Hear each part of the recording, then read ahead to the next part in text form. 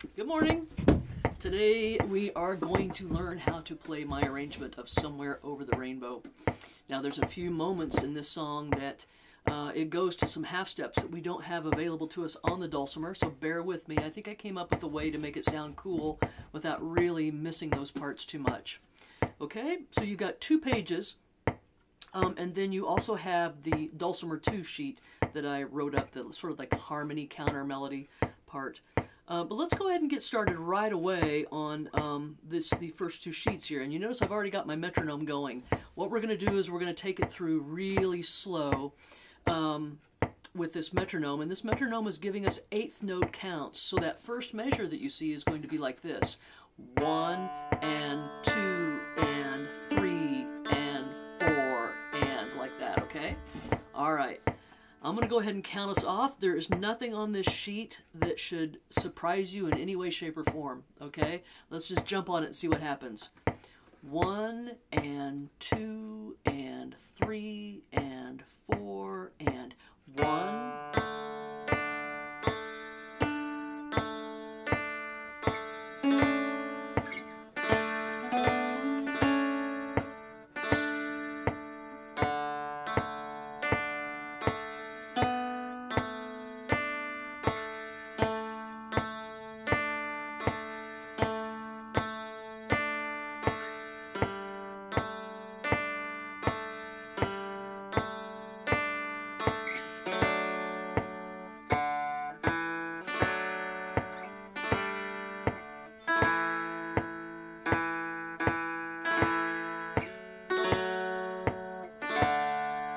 2, 3. Now we're going to repeat back to the beginning.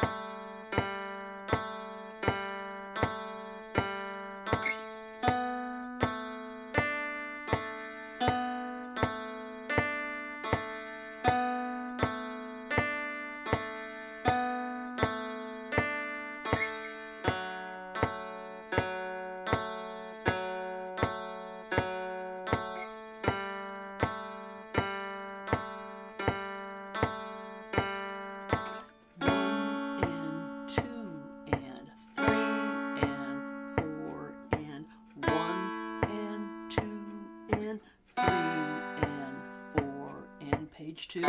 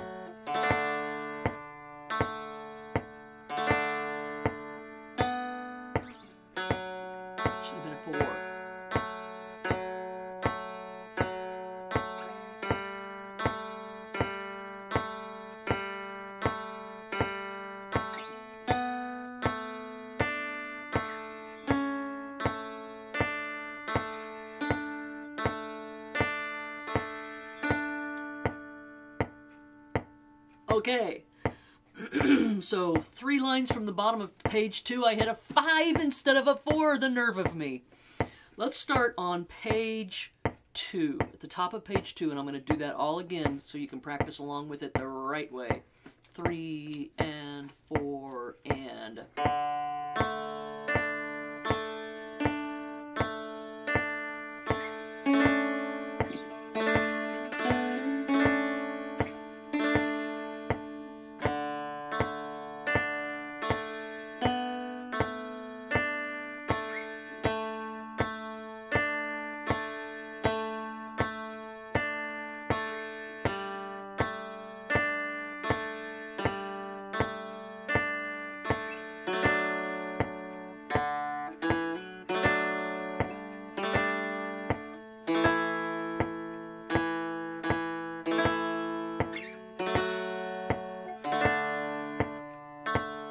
comes.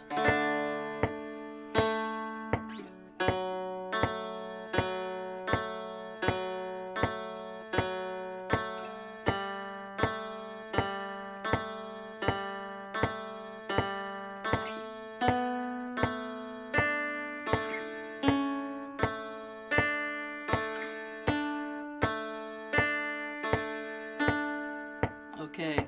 We're going to speed this one up a little bit. Let me remember what mark I'm on here. So currently I'm playing this as eighth notes at a speed of 80 beats per minute. So let's turn this guy off for a second and let me give you a little quick talk about what just happened. So I got overconfident, okay? This is such an easy piece to play that I got overconfident and I was sort of like off daydreaming somewhere. I can't stress enough, you'll hear me say it at least every other lesson, at whatever level you're on, even if you're already playing at a competition level. It's so important to practice things slowly and to practice staying focused and present when you're playing slowly. You can really fine-tune the tonality of your notes when you're playing slowly. And again, it's good practice to try to stay focused, which is, I showed you isn't always easy to do. All right, we're going to speed this up a little bit. I think I'm going to try it more at the up tempo, the tempo that it probably would be played at. Somewhere, bum, bum, bum, bum, bum, bum. Let's try it about there. Let's see what that number is going to be. That's about 108. Let's give it a try there, okay? And I'll try not to make any mistakes so that you can go back and practice with this version, and then you can also play Dulcimer 2 over this version, okay? Here we go. 3 and 4 and 1.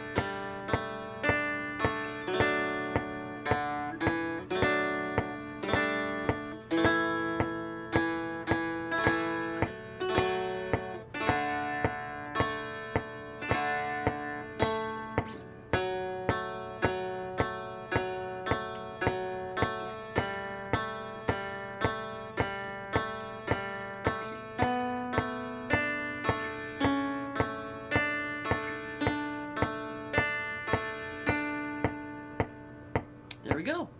All right, so that's the first version. That's the regular melody part. And I wrote this arrangement out because one of my students, Nancy, was asked to play the dulcimer for one of her relatives, I think maybe her nephew? Anyway, a wedding. And so she wanted a version that she could play that even with her nerves at the height of potentially being so nervous in front of a crowd of people, I wanted to arrange something that could be a really easy piece to play, A, and B, if there were any mistakes made, it would be really easy just to kind of keep flowing with it and the audience wouldn't even know, right? Okay. All right, so here's the Dulcimer Two part. This is the part that Nancy won't be able to play at the same time, but if you've got a buddy to play along with you, or you can certainly enjoy playing along with me on this, with this piece. Let's see if there's any trickery here to be found.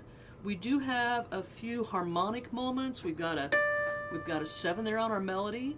Down on the, well, where it says measure number 13, that line, the very last thing on that line is a harmonics on the 4th fret. And those are, you know, those are a little bit harder to get. We've talked about harmonics on here before, and I've given you some tips on those. Down at measure number 23, we've got 1, 2, 3, 4. Okay, we've got 4 middle string 7s in a row. You just have to kind of watch your timing on this piece. Dulcimer Two parts, when I write them, the way I write them, you know, you might be playing along and if you're playing by yourself on the Dulcimer Two part, you'll hear something that you kind of go, what? But once you put it with the original version that you're playing over, it'll make sense to you. So let's back this one down a little bit. I'm going to take it back down to 92 since we're just learning it. Now we're still going to use our metronome to give us 8th notes, so that very first measure is going to sound like this. 1 and 2 and 3 and 4 and big long way and 2 and 3 like that, okay? Now that 4, 2, 1, that's a big stretch. Just so you know, what I'm using to get that is my pointer finger on my bass string. I'm using my 3rd finger on my middle string rather, and my pinky on my melody string. So 4, 2, 1. That could be a slightly uncomfortable stretch for anyone who has a full size or even a longer than usual scaled neck. You can always, when I give you big stretches like this, you're totally just, your fingers will not do it. You always want to try to stretch them. You want to push yourself a little bit, but once you realize that you've got something going on that's not going to ever enable you to do that, you can always just break it down and hit like just the 4 and the 2, okay, and leave that 1 out. Don't strike that string because it'll sound like that. But you can modify these big chords. All right. Let's just jump on this one and see what happens. The little boxes, the numbers I've got in the boxes, are because I condensed Dulcimer 2 down to 1 page. And today when I teach this class live, I want to be able to refer to the measures when I've got one person playing Dulcimer 1 and one person playing 2. It'll just make it easier to teach that way. Okay, here we go. 1 and 2 and 3 and 4 and 1.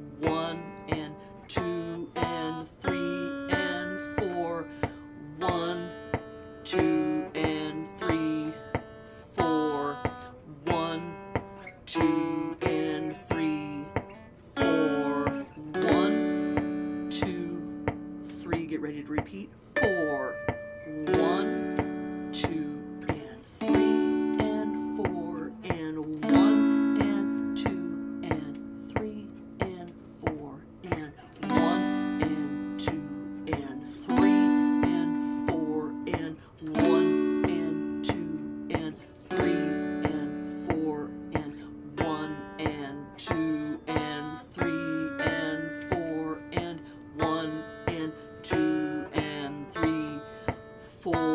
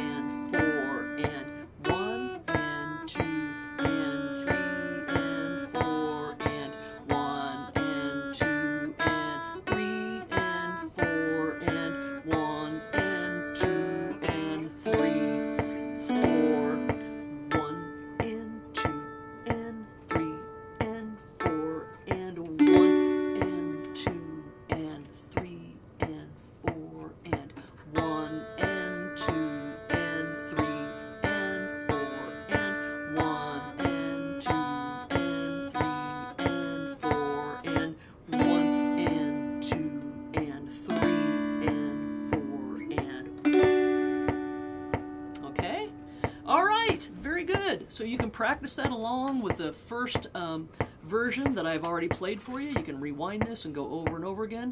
But have fun with this one. I think you'll enjoy it, and I'm looking forward to teaching it to my live group today when we meet. Thank you all very much. You guys have a great day. Bye-bye.